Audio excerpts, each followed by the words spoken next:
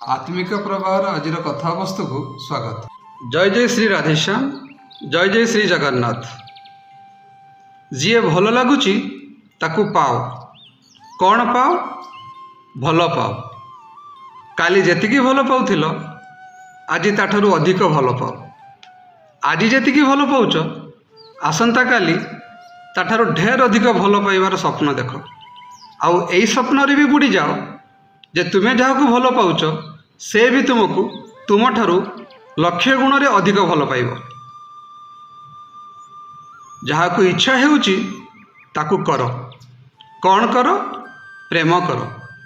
काली जेतिकी प्रेम करुथिल आज ताठारु अधिक प्रेम कर। आज जेतिकी प्रेम करुच आसंता काली ताठारु ढेर अधिक प्रेम करिवार स्वप्न देख। आउ एई स्वप्न रे भी बुड़ी जाओ जे तुमे जहाकू प्रेम करुच से भी तुमको तुम ठारू 2.5 लाख गुण रे अधिक प्रेम करिवो। एबे टिके ध्यान दी शुण। भल पाउछ तो पाओ, प्रेम करुछ तो कर। भल पाई पाई आ प्रेम करी करी तुमर मन, मान, जश, धन सबुकिछि तुम भल पाइबा आ प्रेम करिबारे मरिबा पर्यंत अजाड़ी दे चलो।